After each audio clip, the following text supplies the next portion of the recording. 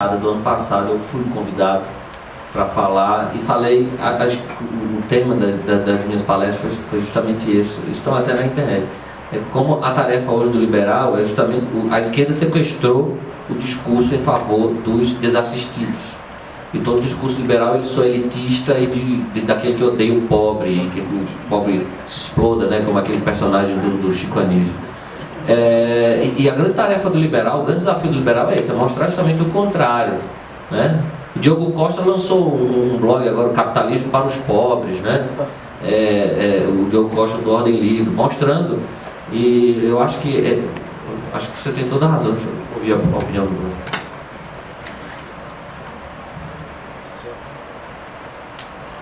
A primeira coisa é, já que você falou que começou a sua trajetória intelectual aí dentro das ideias da liberdade com a Ayn Rand, hoje o site do Miss Brasil publicou um podcast que eu gravei com o Yaron Brook, que é o diretor executivo do Ayn Rand Institute. Então, se você não viu, eu recomendo que veja. Bom, essas acusações direitistas me ligam a primeira vez, cara, ainda mais com um rapaz de 17 anos. Acusar de milico é muito engraçado. Aliás, essa palavra milico eu nem sabia que ainda tinha gente que falava isso, cara. Isso é tão século passado, né? A questão é a seguinte, tudo que não é de esquerda, para os críticos, quer dizer, para quem é de esquerda, tudo que não é de esquerda é de direita. Mesmo que, se você for fazer uma análise teórica das concepções de esquerda e direita, você vê que aquilo não se encaixa. Aliás, tem uma coisa ainda mais interessante, né? Quando passou a se identificar politicamente grupos entre esquerda e direita por conta da Revolução Francesa, quem não apoiava o rei estava à esquerda, quem apoiava estava à direita, havia muitos liberais entre o grupo de esquerda. Então você vê que na origem essa concepção já é complicada se você tenta colocá-la para hoje em dia, aí chamar um liberal de direita, enfim. Eu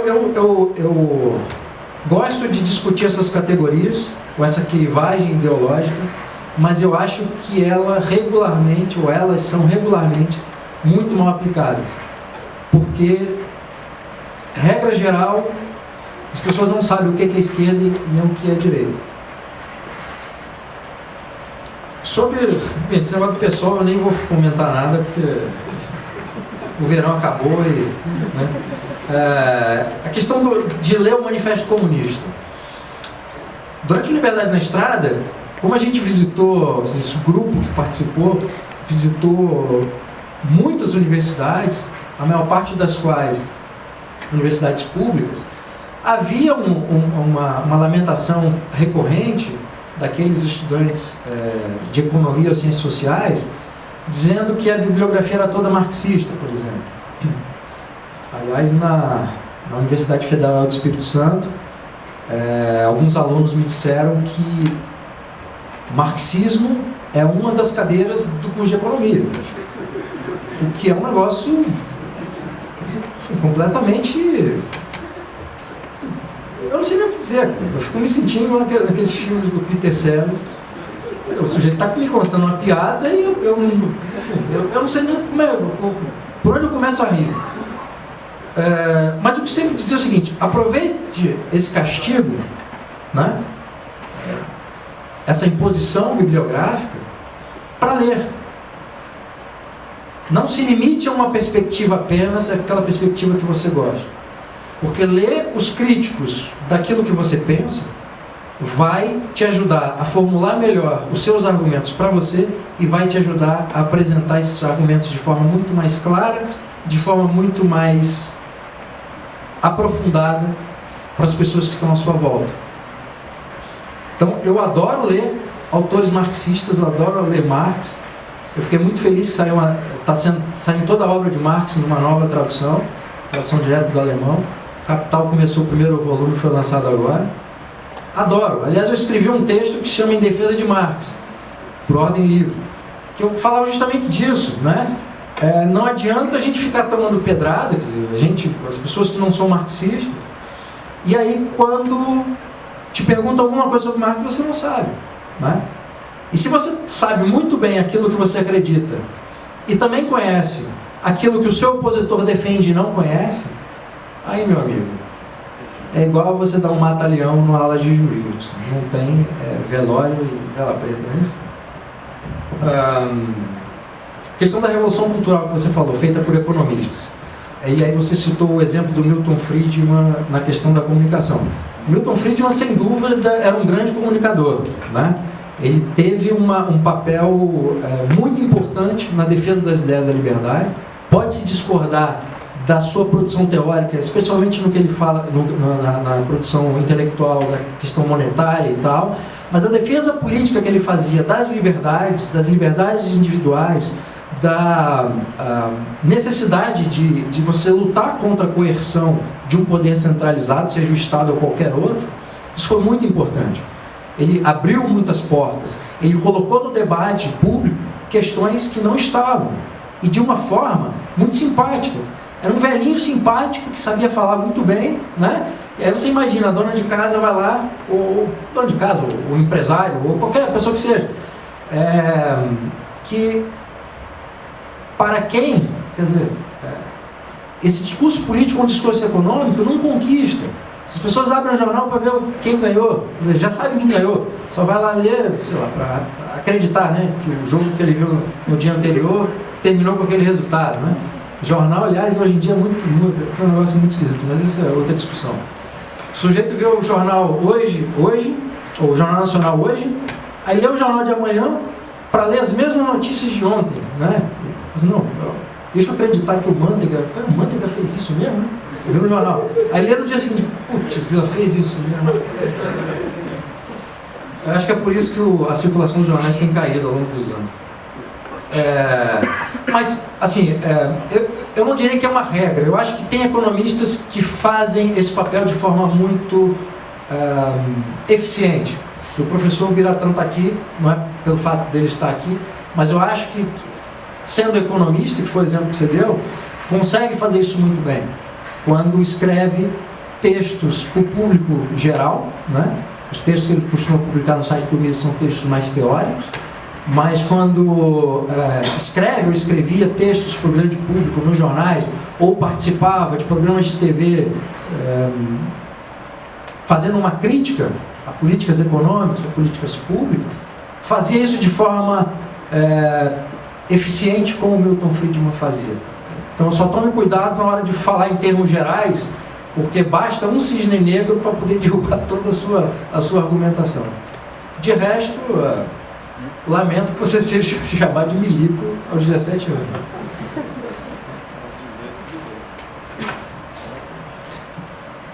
Pois não. Boa noite, André. Boa noite, Bruno. Meu nome é Paulo Cobos, eu vim lá de São Paulo. Queria agradecer ao Instituto Mises pela oportunidade. E eu queria comentar o seguinte, né? Tem 2 artigos do Instituto Mises que eu achei genial, embora eu acho que eles sejam um pouco otimistas demais, que é um do Gary North e outro do Jeffrey Tucker.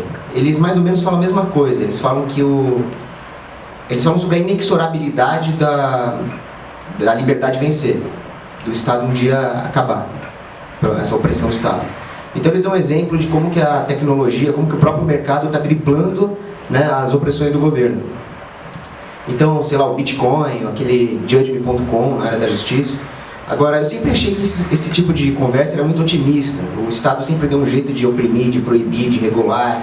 Só que eu nunca tinha parado para pensar nessa questão de o Estado usar a universidade para fazer uma revolução cultural gramsciana, né? E agora, quando o Bruno falou que está tendo uma contra-revolução pela internet, eu queria saber se vocês acham que essa contra-revolução, essa vitória da liberdade pode começar justamente por causa disso.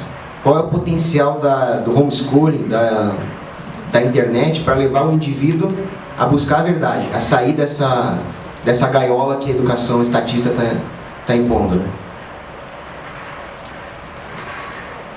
Bom, não sejamos tão otimistas, não sejamos tão pessimistas. Vamos aí tentar fazer um exercício de moderação. Eu acho que é preciso nós termos intelectuais que sejam otimistas, que radicalizem o discurso para mostrar que é possível. mesmo que eles não acreditem nessa inevitabilidade histórica, que é uma coisa que eu não gosto muito não, que parece que é Hegel e depois Marx aplicado a uma perspectiva liberal, né? Nós vimos o que aconteceu com Fukuyama, né? Foi só ele lançar o livro para começar a dar tudo errado. Eu acho que a luta pela liberdade sempre foi, continua sendo e sempre será uma luta permanente. Vitória da liberdade plena pode ser que aconteça, espero que aconteça, mas temo que não estarei vivo para vê-la. Dito isto, eu acho que nós temos que lutar neste momento por pequenas vitórias. Pequenas vitórias no ambiente de hoje são vitórias muito maiores do que seriam num ambiente de mais liberdade. Eu acho que cada pequena vitória que a gente consegue deve ser comemorada como se fosse uma grande vitória. Eu não sei se fosse há 3 anos atrás, 4 anos atrás, nós estaríamos nessa sala dessa universidade, que gentilmente atendeu um pedido de um dos professores para poder promover essa palestra. Eu não sei se seria possível. Mas de 3 anos para cá, as ideias da liberdade passou a contar com um professor de alto nível que tornou possível esse encontro e tornou possível essa reunião. Tornou possível eu apresentar uma perspectiva que pode ser igual ou pode ser diferente de uma parte de vocês. Mas esse acesso permite que cada um de nós tenhamos a liberdade de escolha para decidir se aquilo que eu falei faz sentido ou não. Eu acho que essa é uma das vitórias da liberdade. A existência do Mises Brasil é uma vitória da liberdade. Hoje em dia eu trabalho exclusivamente nessa área intelectual.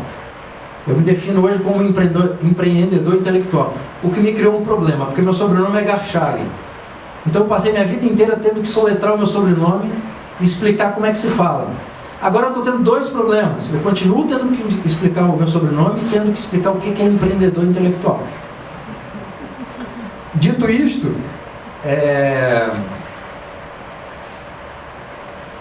a minha atividade profissional hoje é uma vitória da liberdade. Porque nós temos hoje organizações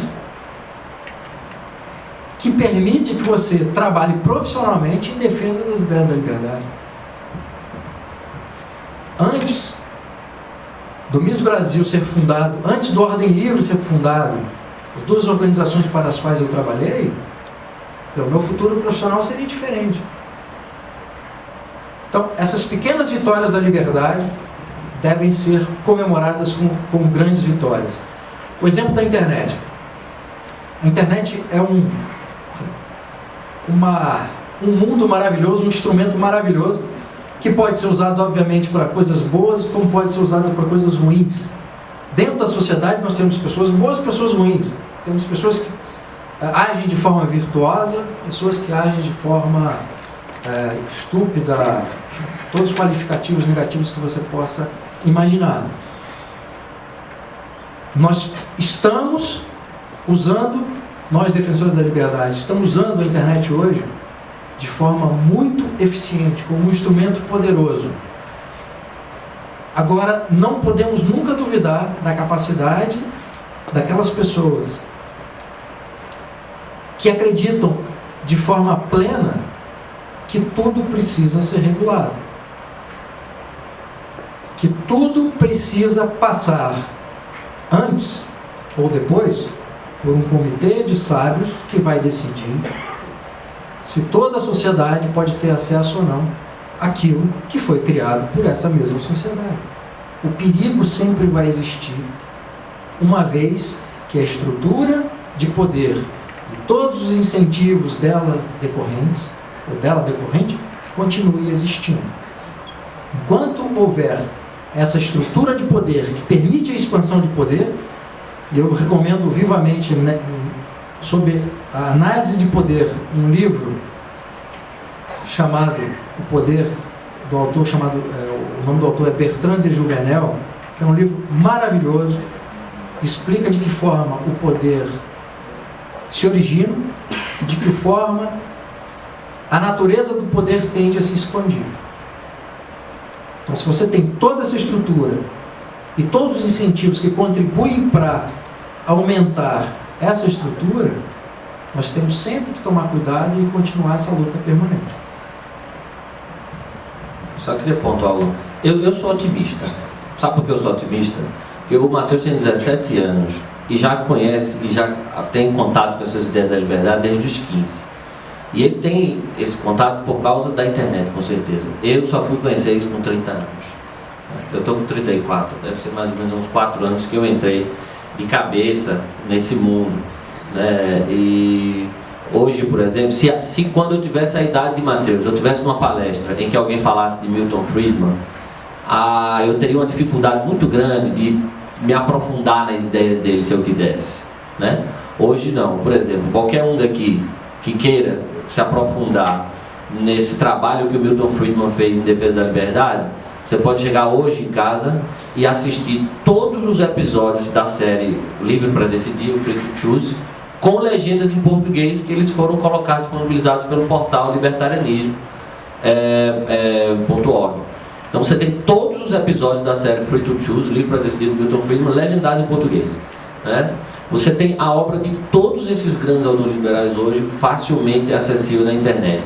Você tem no Brasil o Ordem Livre e você tem o site do Instituto Mises, que todo dia posta um bom texto, desde autores de hoje a autores clássicos, textos de autores nacionais, como o professor Iório, até autores estrangeiros, com as traduções que o Leandro faz diariamente. Então, você tem um mundo absurdo. Você citou o caso do Judge.me. Eu estava falando para vocês que semana passada eu estive no Congresso Brasileiro de Direito Comercial, em São Paulo, e falei justamente sobre liberdade contratual na internet. Eu citei o caso do Judge.me, citei o caso de outros sites que têm mostrado como a liberdade contratual ela é fascinante. Como você dá liberdade, você permite o surgimento das mais variadas formas de interação humana. E como isso é sempre muito bom, sobretudo para aqueles que, digamos, para os desassistidos, né? Como isso propicia para eles experiências novas que jamais eles teriam se aquele ambiente de liberdade não funcionasse. Eu citei até na minha palestra um autor que é muito desconhecido, Henry James Sumner May. É um autor que escreveu uma obra, O Antigo Regime, em que ele diz que o que permitiu que a sociedade saísse do status de uma sociedade que o destino das pessoas era definido no nascimento, pela família em que ela nasceu, para uma sociedade em que as pessoas podiam construir seu próprio destino, foi o desenvolvimento da teoria contratual. É a lei de May, que é formulada pelos juristas, que diz que a sociedade evoluiu do status ao contrato. Você imagina a reação de boa parte da plateia, pessoas que estavam num congresso de direito comercial, direito empresarial, ou seja, geralmente advogados que atuam para grandes empresas, né, ou estudantes interessados na área do direito empresarial, direito que eu imagino seja uma área mais propensa para ideias liberais, a área que você estuda o regime jurídico dos empresários. E a reação foi assim, em algumas situações a pior possível, né? As pessoas... Um dos palestrantes defendeu fortemente a regulação da internet. E ele terminou a palestra dele mostrando os números do comércio eletrônico no Brasil, né? E ele defendia justamente uma lei que regulasse o marco regulatório do comércio eletrônico na internet. E os números, depois da minha intervenção, depois eu disse aí, os números, eles clamavam por não regulação. Porque os números do comércio eletrônico na internet, eles crescem assim, a uma razão exponencial. É uma coisa assim, absurda, né? E aí ele diz, não precisa regular. É claro que não precisa regular. Os números estão mostrando que ela não quer regulação, que ela quer continuar sendo livre, né? Mas são coisas que você não consegue entender. Mas então é por isso que eu sou otimista. Eu sou muito otimista. O que eu tenho visto nos últimos anos, né, desde que eu conheci o site do Instituto Mises, o que eu tenho visto do crescimento de sites liberais no Brasil, o trabalho que o Mises tem feito, o Ordem Livre, o Portal Libertarianismo, agora a criação do Estudantes pela Liberdade, é uma organização que tem me surpreendido com o tamanho e a dimensão das suas atitudes em defesa da liberdade. Eu sou muito otimista. Muito mesmo. E eu acho assim, que complementando aquilo que o Matheus falou, o trabalho, essa coisa do economista, às vezes o economista fala para o economista, não é nem bem isso. Eu acho que a minha leitura é essa, é assim, é que muitas vezes o discurso da economia, defesa da liberdade, é um discurso mais focado na eficiência. Não, é preciso não ter o Estado porque seria melhor assim. Isso é verdade, é óbvio, mas às vezes isso não convence tanto. Às vezes você consegue, numa determinada plateia, convencer pessoas de que intervenção na área econômica é bom, por mais absurdo que isso seja. Portanto, acho que a tarefa de um filósofo liberal, de um jurista liberal, de um historiador liberal, é muito mais mostrar menos a ineficiência do Estado, mas mostrar a ilegitimidade do Estado. Próxima pergunta.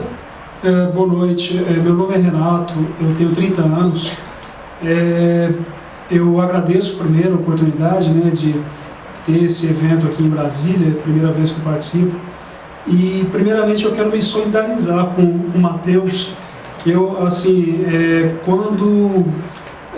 tenho 30 anos, né, então nos anos 90, quando eu estive no ensino médio, eu estudei numa escola particular que era centenária, né, no Mato Grosso. E essa escola particular, ela era infestada da teologia da libertação, uma escola católica. E eu, na época, eu sou católico até hoje, na época eu fiquei curioso. Bom, eu vou olhar o que a igreja diz com relação à teologia da libertação. E andei lendo um pouco de doutrina social da igreja e vi que, assim, não tinha nada compatível com a teologia da libertação. Então eu descobri a teoria da subsidiariedade, enfim, achei interessante. Depois até conheci os textos hoje, né, na atualidade, os textos do professor Biratã, e enfim, depois tive grande interesse na área de economia, tive grande sorte também do meu pai assinar a revista Veja, Estadão e Gazeta Mercantil, o que me despertou muito para o estudo de economia. E assim, uma parte é engraçado que no Brasil o jornal que é chamado liberal não é Estadão. É justamente isso. Então, assim, para mim aquilo era o supra-sumo do liberalismo naquele momento. E chegou um certo dia, eu não lembro mais ou menos, eu creio que foi em 97, que eu li um texto do Roberto Campos, que era o colunista que eu mais gostava. E ele falou, olha, se eu soubesse se eu tivesse conhecido o texto do Hayek, eu não teria perdido tempo estudando tanta besteira. Eu procurei, quem é esse camarada, quem é esse Hayek? E assim fui parar em sites americanos. Então foi aí que eu conheci os sites americanos, que no caso era o Cato e o Mises Institute. Então, aí o que aconteceu? Eu fiz o curso de economia, vim para o UNB, aqui em Brasília, e na época eu tinha a impressão que a Universidade de Brasília teria talvez assim, um viés mais liberal. Ledo engano, eu cheguei aqui, nenhum professor conhecia o que era escola austríaca, os professores não conheciam, imagina os alunos. Tá, isso em 2000. De lá para cá, o que eu vejo realmente aumentou bastante a quantidade de sites, a quantidade de informação. Hoje a gente tem esses dois sites, que é o Ordem Livre e o Mises.org.br, que na época não existiam. Mas enfim, só concluindo para não ficar muito extenso, qual a minha visão? Eu sou um pouco pessimista. No início, eu comecei a ler bastante Rothbard. E chegou um momento que houve uma conversa com um colega que gostava muito de Schumpeter. Ele comentou uma coisa que ficou assim marcado. Ele falou assim, olha, o Schumpeter, ele é um austríaco, ele é um cara assim que é defensor da liberdade. Ao mesmo tempo, o Schumpeter ele se diz socialista. Aí, isso assim, causou muita intriga. Alguns diziam que talvez ele estava só de brincadeira, falando isso de brincadeira. Outros falavam que era sério, mas que ele não entendia exatamente o que seria a escola austríaca. Qual foi a explicação dele? Para o Schumpeter, ele tinha uma visão de que o socialismo seria inexorável. Por quê? Porque a sociedade, as pessoas, os indivíduos seriam invejosos, teriam vários defeitos. Então, infelizmente, sempre haveria uma tendência para o socialismo. E é o que eu vejo dos anos 90 para cá. Se a gente vivia numa social-democracia tucana nos anos 90, hoje a gente está com um granchismo assim, muito mais forte do que nos anos 90. Então, assim, qual é a minha pergunta? Qual é a sua visão, qual é a sua perspectiva? Você realmente acha que há uma possibilidade de que essa contra-revolução cultural avance e diminua um pouco esse granchismo que hoje domina a sociedade, ou você concordaria com essa tese de que é inexorável a vinda de um socialismo light, que seja, e que talvez o que há de possibilidade é a gente lutar para pequenas mudanças pontuais, graduais e que não sejam uma mudança brusca em direção à liberdade. Bom, Renato, obrigado pela pergunta, seu depoimento também. Eu trabalhei na Gazeta Mercantil, mas foi um período muito bom. Eu era repórter de economia, quando a Gazeta Mercantil ainda era um jornal. E eu sinto muita inveja toda vez que eu ouço alguém dizer que é católico, porque eu tentei ser católico e não consegui. Então eu tenho essa frustração. Eu não consegui, porque eu morava em Lisboa na época, e depois de várias tentativas frustradas de ser católico no Brasil, eu falei, não, agora eu estou em Lisboa, vou ser um católico a sério, né? Procurei lá uma igreja antiga no centro de Lisboa, muito bonita, missa em latim, blá blá blá. Fui lá, assisti a missa inteira, prestando atenção. Eu normalmente desligo depois de 5 minutos de qualquer missa, mas essa eu me forcei. E esse rito antigo, o padre fica de frente para o altar, de costas para nós, todos os outros. Quando o padre se virou para mim, o padre era a cara do Woody Allen. Eu falei, porra, eu estou na missa em latim, em Lisboa, o padre tem a cara do Woody Allen, que é um judeu humorista, cara. Eu falei, não, Deus está brincando comigo, Deus não quer que eu seja católico, eu vou desistir de uma vez por todas. Tenho muita simpatia, às vezes eu vou na igreja quando não tem cantoria, assim, a igreja está durante o dia e tal. Mas, bom, voltando à vaca fria, tem duas coisas que é preciso analisar. Uma é a questão do governo, outra é a questão da sociedade. Você só vai ter um governo menos interventor se a sociedade, como um todo, considerar que as ideias de intervenção ou atos de intervenção do governo são algo nocivo para a sociedade. Se nós continuarmos a ter uma sociedade como hoje, que acha que atos de intervenção do governo, e o André acabou de narrar uma experiência num congresso de direito empresarial, comercial, né?